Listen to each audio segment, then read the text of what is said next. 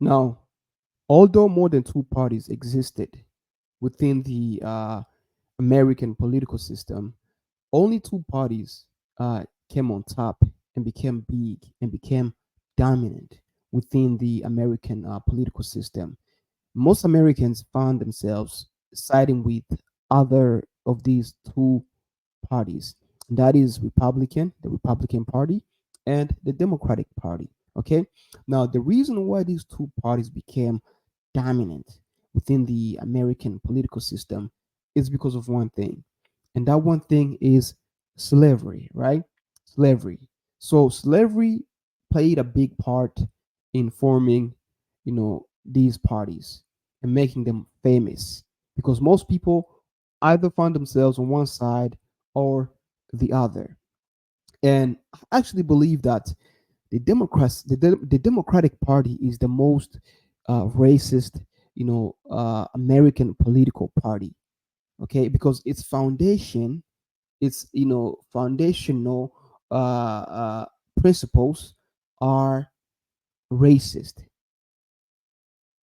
Racist, as in the Democratic Party was the pro-slavery party, is the party that wanted to keep and extend slavery to other territories. So today we're gonna read about it, and I want you to think about, when did it change? When did this change?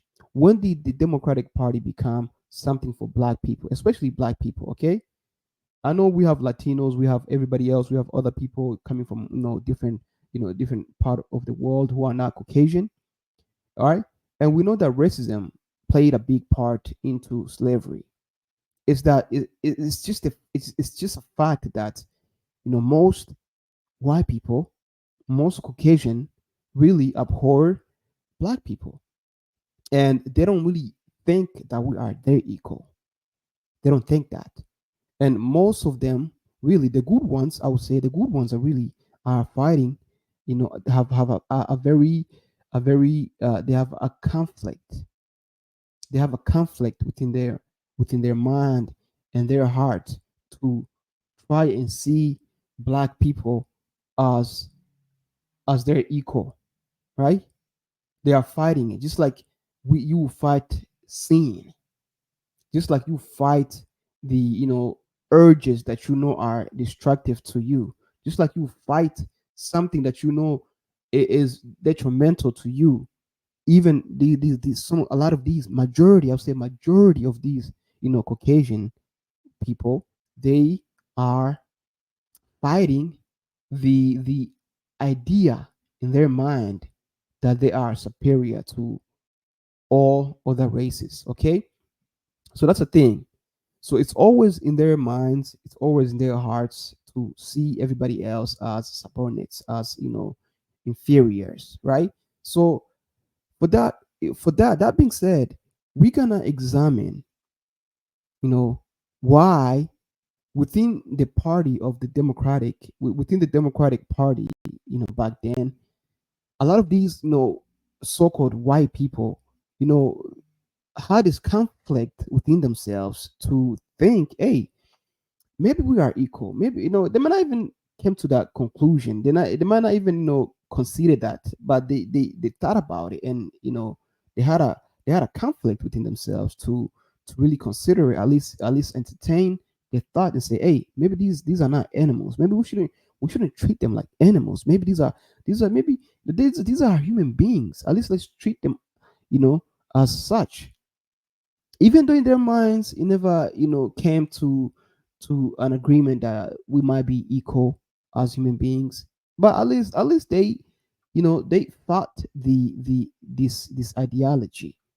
and that's the Republican, and we're gonna see it in this piece that we're going to read. So let's take a look at this piece, right?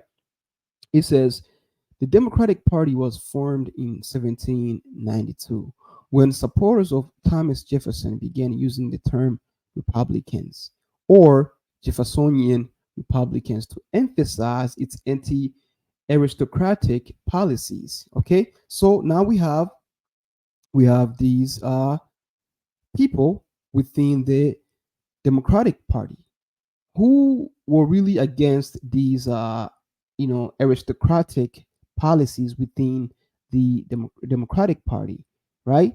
You know, aristocracy, really, to those who don't know, is the is the government, is the political uh, governmental system by which uh, those who hold, or power in the public offices are those of nobility, essentially, right? It's the ideology of only people with nobility can hold power in the public offices in the government. That's, aristocracy. Okay, so some of these people were against that, and they didn't want to continue that path. Some of these people didn't want this racist ideology of slavery to be imprinted within the history of America. So they protested. Let's see. And it goes on to say that he adopted its present name during the presidency of Andrew Jackson in the 1830s. Now, Andrew Jackson, if I'm not mistaken, is the founder, is one of the founder of the Democratic Party. Oh, we're learning too much. We're learning a lot now. No, you didn't know that. Andrew Jackson, I believe, if I'm not mistaken, is one of the founders of the Democratic Party. Okay, in the 1840s and 50s, the party was in conflict over extending slavery to the Western territories. There you go. So now you have these Jeffersonian Republicans, and this term Republican became popular in the American political system. You know, and they wanted to protest. They protested basically the Democratic Party, just like the Protestants. The Protestants protested the Catholic Church. The Republicans also protested the Democratic Party because of its policies and ideologies. They didn't want to extend to the Western territories, right? That's one of the conflicts, one of the issues. Southern Democrats insisted on protecting slavery in all the territories, while many Northern Democrats resisted. So, okay, they resisted. There you go. So now you have two people, right? I believe that within the, like I said, the Democratic Party was founded on slavery and racism, essentially, and I believe that the Republicans were trying to do good. Like I said, I believe that they may not see us as equal. They might not see black people as their equal. They might think that they are inferior. Black people are inferior to white people, and white people might think that they are superior to black people, right? But it's the fact that some of them actually suppressed these ideologies. They suppressed these thoughts, and they saw the immorality of these ideologies, and they resisted and they pushed back. So if you are one of these people who are not pro slavery, right? Who's anti racism?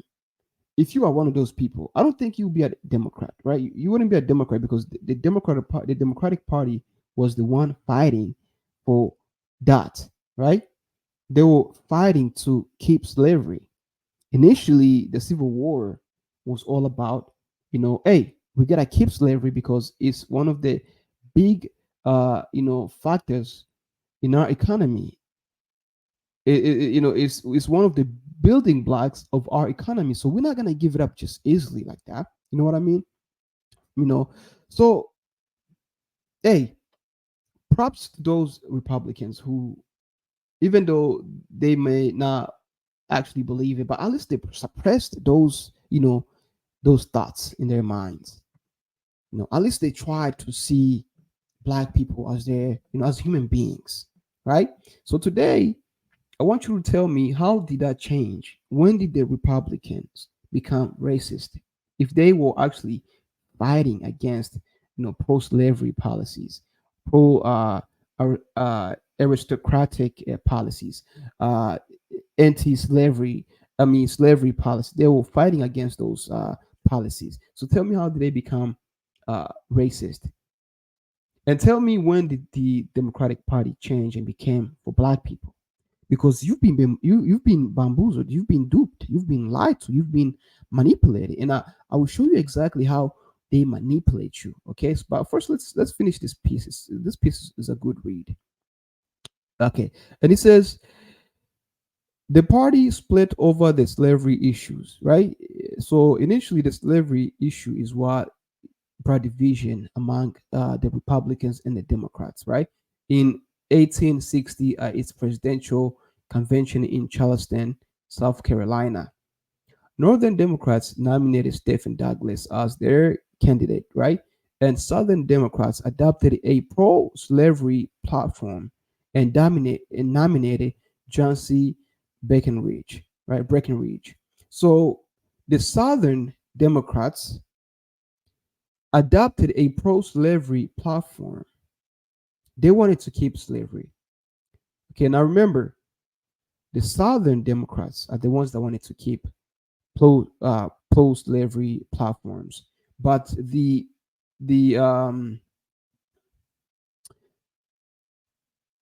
but the Northern Democrats, which eventually became the Republicans, these are the ones that eventually became the Republicans. They resisted, right? Now it says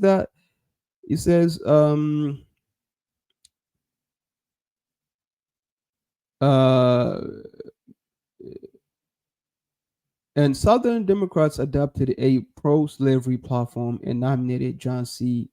Breckinridge in an election campaign that will be won by Abraham Lincoln and the newly formed Republican Party. So there you go. The Republican Party was formed, right?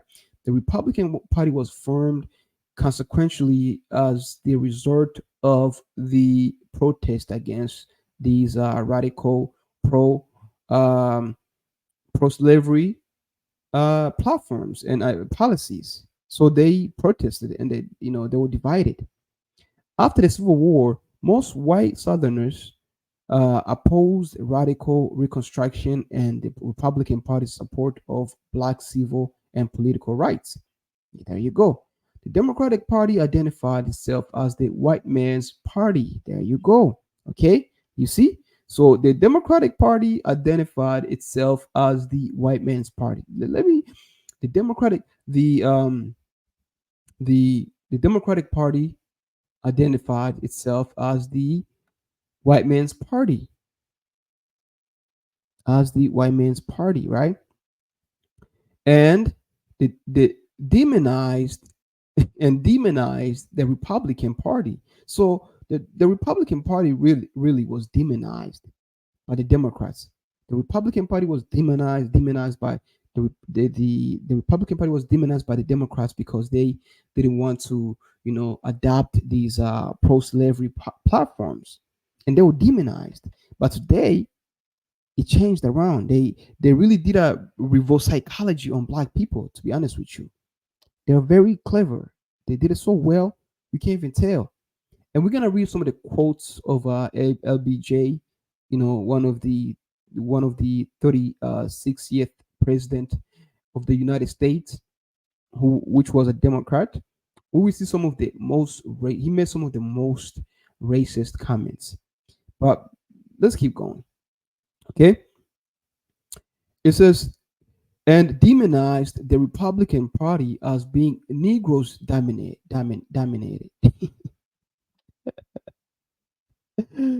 even even though whites were in control. So even though white people were in control of the Republican Party, such as Abraham Lincoln, right?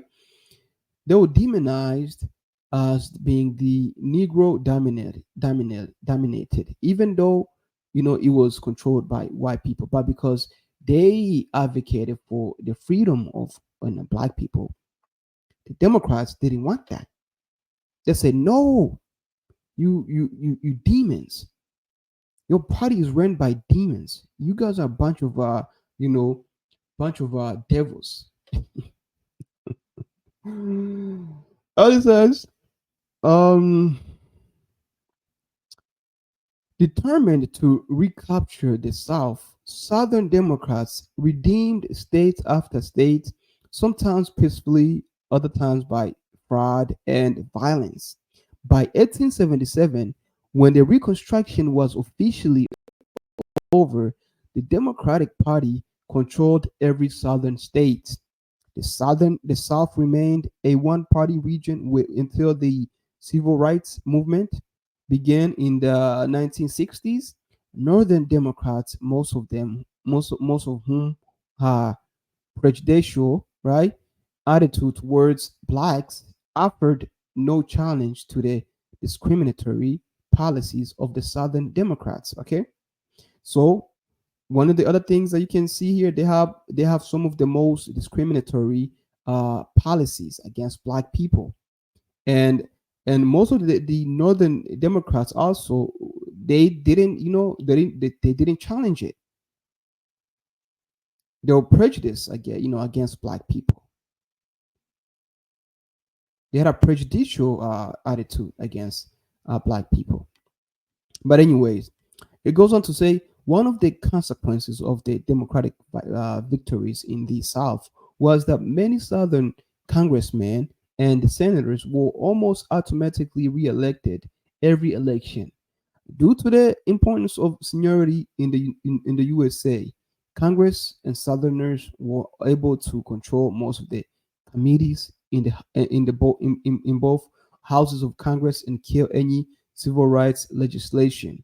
So they'll kill any civil rights, legislation. So if you want to implement policies that will give black people, some rights, they'll kill it, right?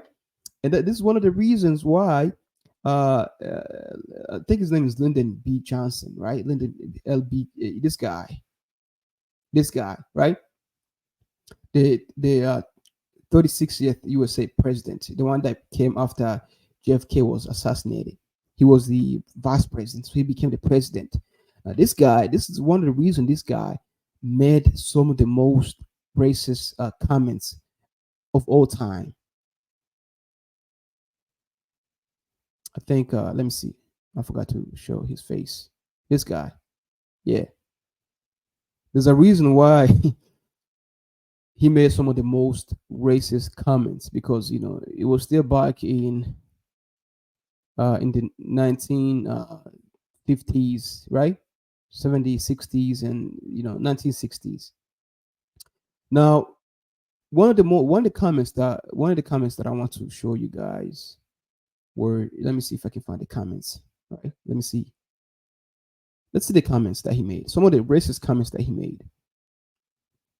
Regarding Scott Paolo's letter quoting Lyndon Baines Johnson, that's the guy.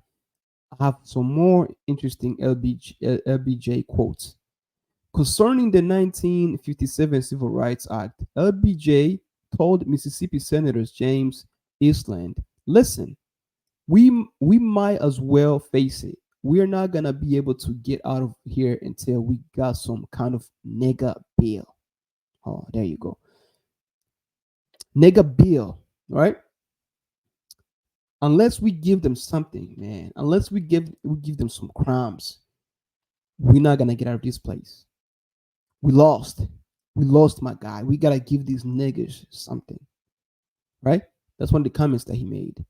And he goes on to say, Johnson also told some unhappy Southern senators. Now we read about these Southern senators. These are the ones that weren't happy about the change that was coming, right?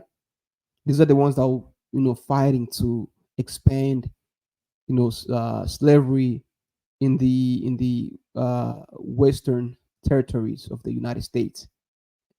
I'm on your side, not theirs. Whose? The niggers. I'm on your side, not theirs. But be practical. We've got to give the goddamn niggers something. These are quotes of this president, right? Those are quotes by a president. That's how racist they were. These are Democrats, right? By the way, these are the people that you vote for. You would vote for today. Democrats.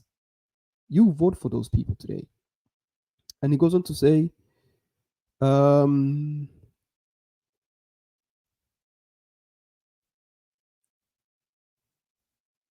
let's see some other quotes. He goes on to say to chauffeur Robert Parker, as long as you are black and you're gonna be black till the day you die, no one is gonna call you by your goddamn name. Okay? So no matter what you are called, nigger, you just let it roll off your back like water. They're calling us wetbacks.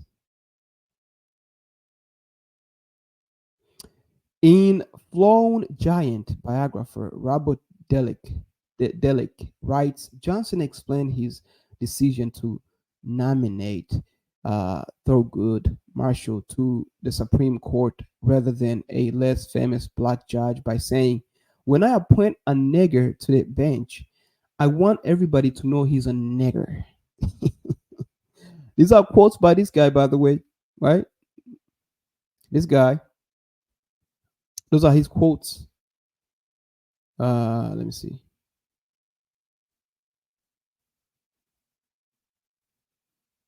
Right? This guy. Those are his quotes. Let's see. Last quotes. Johnson explaining his 1964 Civil Rights Bill support. I will have them niggers voting Democratic for 200 years. Now, this is one of the most famous quotes, right? That's one of the most famous quotations of all time in the American political history. That's one of the most famous quotation. Okay, one of the most famous quotes by a president that you should pay attention to. Now, I believe that's the foundation of why people are voting Democratic today. He said, "I will have them niggers voting Democratic for 200 years." Right? That was not. That was. He wasn't the only one thinking like that. All those southern senators all thought the same thing. You're gonna vote Democratic to keep us in power, so we can keep suppressing you. And in today's time, well, guess what they're doing? They're doing the same thing. So first, let's see Kamala Harris and one of her handler, the white man. See how much she lies, and why she's a puppet. She's not in control. They just putting her face in the front because she's a puppet. The country is just starting to get to know you. I want to ask you a question about how you've described your service in the National Guard. You said that you carried weapons in war, but you have never deployed actually in a war zone. A campaign official said that you misspoke. Did you? Well, first of all, I'm incredibly proud. I've done 24 years of wearing the uniform of this country. Equally proud of my service in a public school classroom, whether it's Congress or the governor. My record speaks for itself, but I think people are coming to get to know me. I speak like they do. I speak candidly. I wear my emotions on my sleeves, and I speak especially passionately about our children being shot in schools and around guns. So I think people know me. They know who I am. They know where my heart is. And again, my record has been out there for over 40 years to speak for itself. And the idea that you said that you were in war, did you misspeak as the campaign has said? Yeah, I said we were talking about, in this case, this was after. Now, really, all she wants to know is, did you misspeak, man? Yes or no? Say yes, I misspoke, I lied. But notice how, even in plain sight, a simple question they can't even answer. Right? These are Democrats. It's their nature to lie in your face and treat you like you're dumb and you don't understand exactly what's going on. Right? It's in their nature. The country is just starting to get to know you. I want to ask you a question about how you've described your service in the National Guard. You said that you carried weapons in war, but you have never deployed actually in a war zone. A campaign official said that you misspoke. Did you? Well, first of all, I'm incredibly proud. I've done 24 years of wearing the uniform of this country. Equally proud of my service in a public school classroom, whether it's Congress or the governor. My record speaks for itself, but I think people are coming to get to know me. I speak like they do. I speak candidly. I wear my emotions on my sleeves, and I speak especially passionately about our children being shot in schools and around guns. So I think people know me. They know who I am. They know where my heart is. And again, my record has been out there for over 40 years to speak for itself. We want to know yes or no. The idea that you said that you were in war. Yeah. Did you misspeak as the campaign has said? Yeah, I said we were talking about, in this case, this was after a school shooting, the ideas of carrying these weapons of war. And my wife, the English teacher, told me my grammar is not always correct. But again, if it's not this, it's an attack on my children for showing love for me, or it's an attack on my dog. I'm not going to do that. And the one thing I'll never do is I'll never demean another member's service in any way. I never have, and I never will. I just one other question, because again, this is all new. Yes. I mean, this was not however many days ago. This was not on either of your bingo cards. Anyway, like you see how he obfuscates, right? They're asking a question, but he's derating, going somewhere, going a tangent. Who asked you about that? Just answer the question. Did you misspeak? But if you cannot feel the anger and furiousness in your heart and fury in your heart to say, hey man, just answer the question. Why are you such a liar? And he's not the only one. Remember, he's the handler of Kamala Harris, right? And let's see Kamala Harris. Let's see how much of a liar they are. Will you commit to implementing a federal ban on fracking your first day in office, adding the United States to the list of countries who have banned this devastating practice? There's no question I'm in favor of banning fracking. So, yeah. Joe Biden will not end fracking. He has been very clear about that. I will repeat, and the American people know, that Joe Biden will not ban fracking. Get some clarity on where you stand on some key policy issues. Energy is a big one. When you were in Congress, you supported the Green New Deal. And in 2019, you said, quote, there is no question I'm in favor of banning fracking. Fracking, as you know, is a pretty big issue, particularly in your must-win state of Pennsylvania. Sure. Do you still want to ban fracking? No, and I made that clear on the debate stage in 2020, that I would not ban fracking. As vice president, I did not ban fracking. As president, I will not ban fracking. In 2019, I believe, at a town hall, you said you were asked, would you commit to implementing a federal ban on fracking on your first day in office? And you said, there's no question I'm in favor of banning fracking. So yes. So it changed in that campaign? In 2020, I made very clear where I stand. We are in 2024, and I've not changed that position, nor will I going forward. I kept my word, and I will keep my word. What made you change that position at the time? Well, let's be clear. My values have not changed. Yes. I believe it is very important that we take seriously what we must do to guard against what is a clear crisis in terms of the climate. And to do that, we can do what we have accomplished thus far. The Inflation Reduction Act, what we have done to invest, by my calculation, over probably $1 trillion over the next 10 years, investing in a clean energy economy. What we've already done, creating over 300,000 new clean energy jobs. That tells me, from my experience as vice president, we can do it without banning fracking. In fact, Dana, I cast the tie-breaking vote that actually increased leases for fracking as vice president. So I'm very clear about where I stand. And was there some policy or scientific data that you saw that you said, oh, okay, I get it now? What I have seen is that we can grow and we can increase a thriving. Now, you see how much of lies there are. All we want to know, Kamala Harris, is what made you change, okay? What made you change? Because your values have changed. First, you say you're going to ban fracking. And for those who don't know what fracking is the technique by which we dig wells to get natural gas and petroleum, right? That's fracking. So she said she was gonna ban fracking. And you know what that would do to our economy? That would destroy our economy. That would cripple our economy. Right? But it's people like these who don't understand, right? They just say things because they want to destroy America, right? But in 2019, she said she was gonna ban it. She was gonna ban it. She was that those were her values, right? Those were values. Now the reporter, which did a nice job, is asking her, okay, now what changed your mind? Did you come to new data that showed you something different that made you change your mind? That's what we want to know, Kamala. Just tell us what changed your mind. Don't say, oh, my values never change. I've never changed my mind. Yes, you have. It's clear to us. We can see it. But this is the nature of the Democratic Party, right? They carry the same spirit of their founders. Okay? The spirit of these guys. Okay?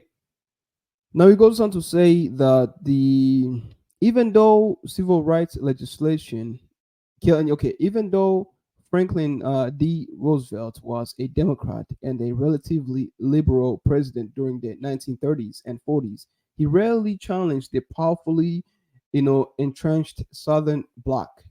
When the House passed a federal anti-lynching bill several times in the 1930s, Southern senators filibustered it to death. You see? So now, let me see. Oh shoot, I was not sharing the So now when policies and legislations were passed to abolish the lynching, right? Because they used to lynch black people, hang them on the trees. When the Republicans passed legislations to ban lynching, these Southern Democrats would kill that bill. They'll kill it. And even Roosevelt, who was a liberal, and I keep telling you, liberal is not what you guys, they don't use it as you guys use it. They don't actually, their idea of liberal is not the actual, idea of liberal that we think liberal means. Okay? Even though he was a liberal, he didn't challenge it. He would just let it go because at heart he's a Democrat. He's a liberal. He's racist. He's racist.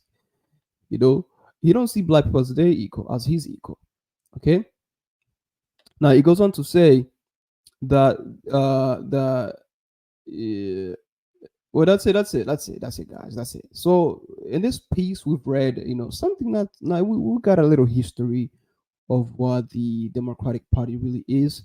It was the Democratic Party, to summarize, was initially the biggest party in America. The Republican Party was formed through protesting against the aristocratic policies, pro-slavery, pro-lynching, pro-racism legislations.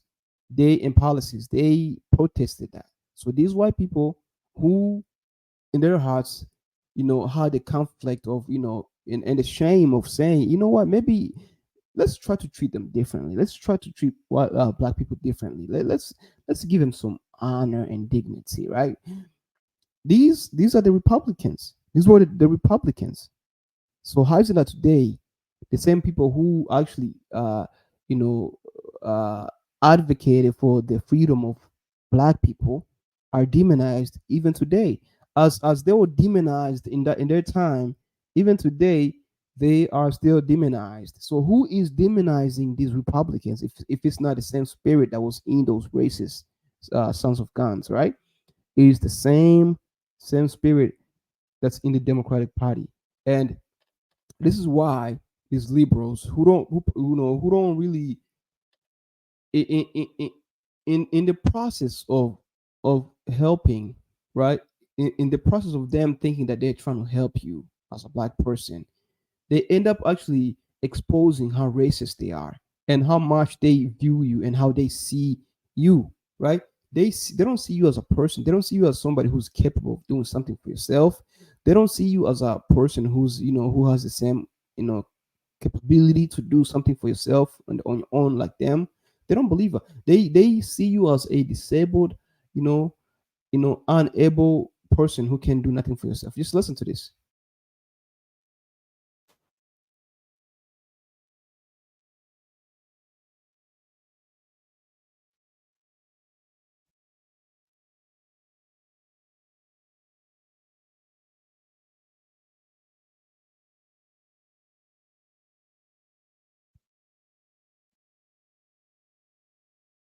Wow. There you go. Black people are less likely to have state ID. Why? Why? Do we not have DMVs all over? Right? Do we not?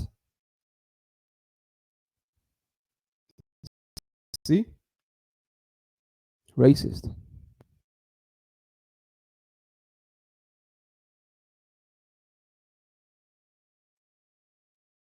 Why? Do we not have the capability to actually do things for ourselves? Do things like everybody else? If somebody doesn't have a state ID, then I don't think that person is worried about voting, right? If you are over 18, let's say over 18, let's be charitable, right? Let's say over 18. If you are over 18 and you don't have a state ID, if you are over 18 and you don't have a state ID, and you're 20, you don't have a state ID, you're 25, you don't have a state ID, then I don't think you're gonna be worried about voting, right? I don't think you're gonna worry about voting. So it's not about that. It's the fact that they think we are, we just don't care about life. It's just that they don't think we care about life. They don't, right? They don't. Let's see.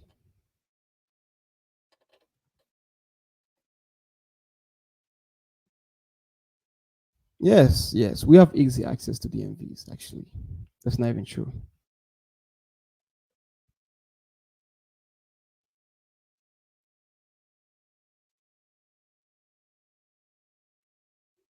Oh, black people don't have internet. You see how you see how they view you as black people. You see how they see you. They see you as incompetent, right? Incompetent, somebody who's unable. You are disabled spiritually, mentally, right? That's how they think of you as black people, and this is a shame. Whoa, whoa, whoa, whoa, whoa, whoa, whoa, whoa, whoa, whoa. You see, I told you guys they are racist. I told you these people are racist. They are these are the liberals, Democrats. These are the people. They are racist, right? I'd rather you give me the respect that I can do something, that I have the competence to accomplish something. At least the Republicans, they give you that, benefit of doubt. They say, hey, hey, just we're on the equal playing field. Just go fetch for yourself. You know what I mean? There's no handing out. There's no hands out, right? But these liberals, Democrats, they say we have no knowledge. We have no knowledge. They think we're dumb, right? They think we are dumb. Yeah, we have no knowledge of how it works. Wow. Whoa, you see, they're a bunch of racists, right? Bunch of racists. We are not informed, right? We are not informed. Tell me, how is that not racist, right? We are not informed. You see, they don't think you are their equal. These are Democrats. These are Democrats. Well, let's expose them. Let's expose them.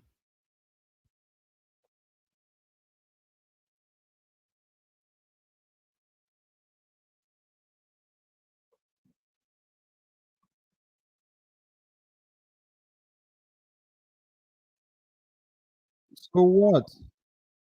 So what? You have convicted Caucasian people too. Yeah, you have convicted, Caucasian people too. But the fact that they would lump us all together with criminals and felons is crazy, man.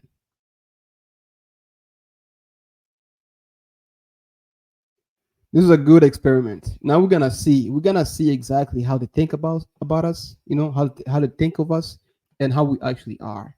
Right? There you go.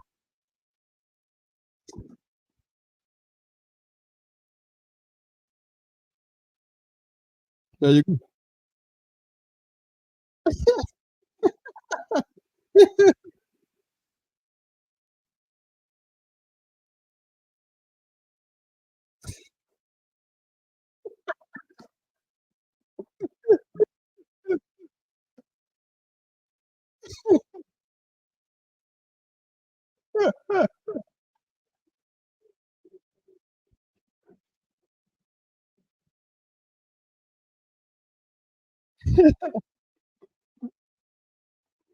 Yes. You see, guys, I like this kind of experiments. Social experiments. I like this. Now, it reveals exactly how they feel about you. They don't know how to hide it, man. I'm telling you, these Democrats are racist. Okay, these white liberals, white Democrats are, they feel so much guilt for racism. When they try to help, they end up being more racist and causing more damage.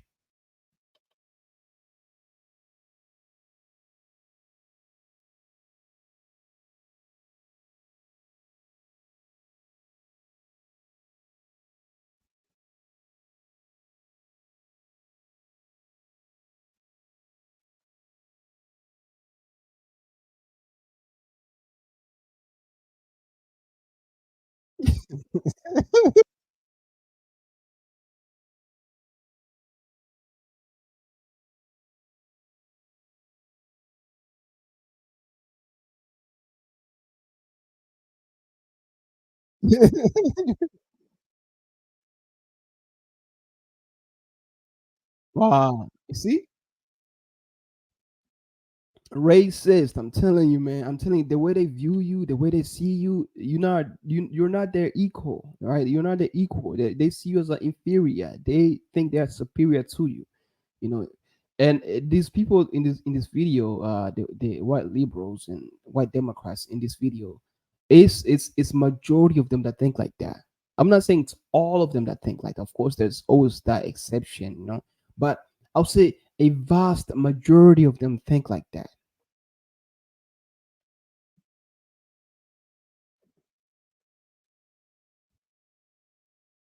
Yeah, exactly.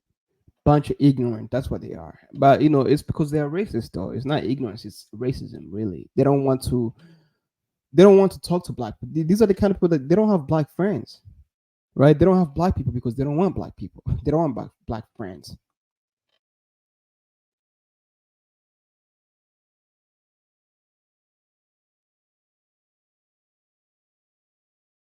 Mm. Hmm.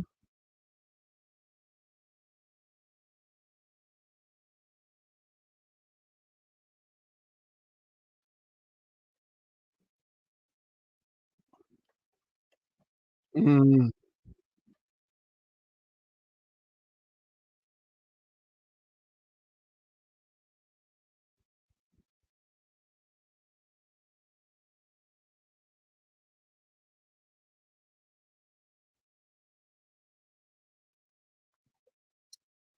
Debunking. Debunked.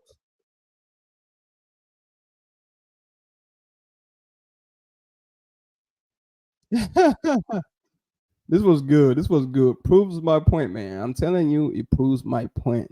These white liberals are out of control. In the wake of trying to help, they don't know how to help, man. They don't know how to help. They end up exposing themselves to be even more racist than we thought, right?